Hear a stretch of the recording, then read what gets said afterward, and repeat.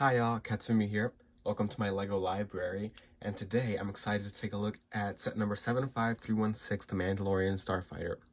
It has been sitting, waiting patiently for me ever since I got it for Christmas. Oh gosh, that was too long ago, but school. Anyways, it has 544 pieces, 3 really detailed minifigures.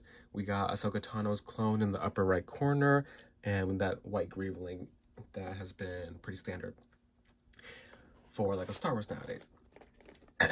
Le Chasseur Mandalorian, and Casa Estelar Mandaloriano, and then the life size, actual size reference is Gar Saxon, looking very satanic. Legal, pretty cool side shot, but it cuts off. I think they could have done a better angle to kind of show off the side. And then on the back, we can see that the wings fold up for landing and that we can flip the entire main cockpit area on its axis. Oh, we have Queen with her hair. Oh my gosh, it looks so good. I'm excited to see the minifigures.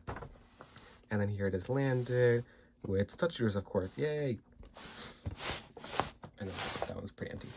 Okay, what's inside? We got the thumb tabs again. But low-key, I've been realizing I should probably cut them open normally, even though I don't keep the boxes. Yeah, so actually, yeah, let me not be dramatic. I'll just open them like this. Wait. Damn, that's loud.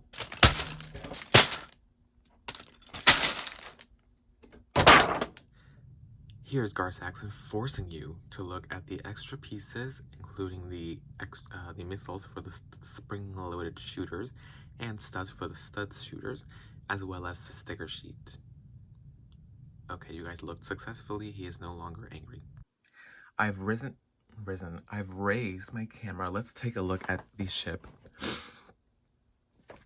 So I just tend to grab it with my thumb at this tile and my middle finger toward this back landing gear here. And that supports the entire structure enough as all the pieces come together in this engine area over here. For turning it into flight mode, you lift it like this, and it's supposed to be vertical.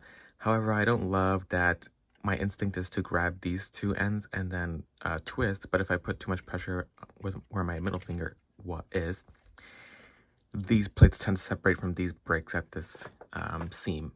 So not critical. It's not like the whole thing is going to fall apart, but I wish there was a little bit more of an indication about where or how to twist this cockpit axis into flight mode. As you can see, I've already added 2 studs back. These are from the extra pieces, so you can modify within the extra pieces of the set. And that's because if you're familiar with the set, if it's flat, well, this isn't the flattest thing anyway, but it's just it leans too far forward. In fact, it still looks like it's leaning forward right now. But you know what? Let's go ahead and show the landed position. So you're supposed to twist the wings on these ratcheted joints that use a really cool technique piece that I've never seen before. And then you have, oh my gosh, that was so funny. A spring-loaded shooter went off. That kind of startled me, actually. Moving right along, you're supposed to have these wings vertical like this, and then it's supposed to land like that. And then those 2 studs in the front landing gear just make it look a little more natural. I guess let's talk about the spring-loaded shooter since they wanted attention so bad. They're on each wing. Just on the ends. I don't love how they're sticking out the back. The red, I guess this red matches the stud shooters on the main cockpit axis section. But, you know, this has a little play feature moment, so bam! And then the stud shooters on the side, awesome. And, yeah. They have this nice blue color palette going with a lot of variety of pieces. I especially love the use of this 2x2 little wing to create this stripe, angled stripe. The yellow on the engines is a nice contrast. The use of stickers is subtle enough on the engines, and then this generator piece in the back. And overall, very Star Wars-esque for sure. A very Star Wars aesthetic ship. The thing I love the least is this gap in the cockpit, which I'll put a minifigure in there and you'll see in a second. But it's just too big of a gap like that. Is definitely not safe when they're in space. They're gonna die. So there's the design, and now let's take a look at the minifigures. First up, we have Bo-Katan Kryze, who, you know, for doing a competition, if there was like a pageant or something, she would win for sure. She's looking the best. She has highly detailed reflective prints all the way up to her helmet, and you know, she's just not compared. She's just on a different level, really, compared to most of the other minifigures. She has her dual-wielded spy guns, a gunmetal gray Mandalorian jetpack. She has her little electronic visor that can come down, and she can scope out her enemies. And I'm just obsessed with her. She matches the aesthetic of the Starfighter very nicely. The brown waist piece was a great choice for breaking up all that gray and blue. In fact, we see more brown printing on her legs and her toolkit. The small yellow badge in the corner, yep, everything about this minifigure is working for me. Perhaps some arm printing or that's the only area for improvement, really. Would have, you know, brought it to that ultimate level, but, you know, when we're already great, there's no need to be super great. Like, this is great. But that's not all. You know, she has her helmet on, she's looking great, but she can look even cuter when we remove it. And we have her printed visor piece that matches perfectly with her hairpiece. I've heard some people not love this hairpiece. It's the one they use for Miss Girl from Jurassic Park. But I mean, I think it looks fine. I think it's working overall. Oh, maybe it's supposed to be a little longer now that I'm remembering what she looked like in The Mandalorian. But, you know, this is working for me. The bright orange just, you know, really reflects her personality. And she just looks so kind and approachable. Queen. Okay, who's next? Up next, Gar Saxon. He's bringing demonic. He's bringing fiery. He's bringing that fiery energy to the stage. He has intense red printing on his helmet and his torso as well. He only has one weapon. Maybe that's all he needs. Same gunmetal gray Beskar jetpack. Those horns are, you know, really hammering in that demonic energy vibe. This is looking like a villain. He's an all gunmetal gray, so he's looking that much more expensive.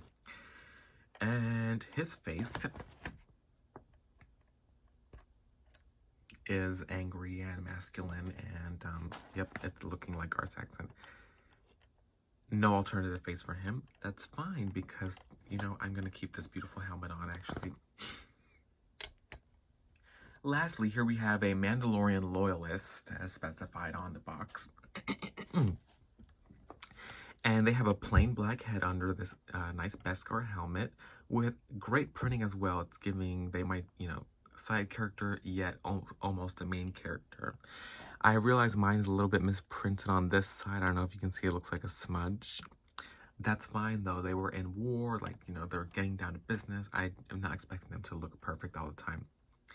They have a more of a light gray body with that same brown waist piece, dual wielding again, just like Bo-Katan, and the same gunmetal gray Mandalorian jetpack. Awesome. Mandalorian Loyalist with a black head. It leaves it up to the imagination. Are they a girl? Are they a boy? Are they an alien? Stuff like that.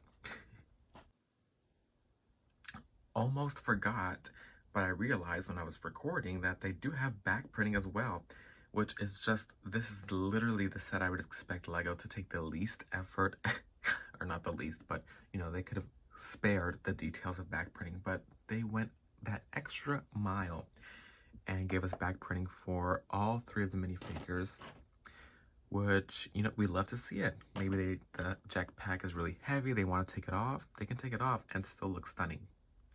Here's the Starfighter again with the cockpit loaded in its landed position. As you can see, they do fit in there with their little jetpacks, but I did take off their weapons. And her helmet, I think it fits in there, but just in case, I like to put it, in her lap. Yep, they're looking cute. They're looking ready for takeoff. And here they are, ready to fight justice, ready to fight for justice in the galaxy. I'm gonna give this set 3 stars. My lowest to date, but still more than 2. And I'm gonna give it that because I'm not necessarily in love with this ship as a ship in Star Wars. The blue color palette is a little intense. Well, not intense, but just not what I would necessarily choose the colors if I was making a ship like this.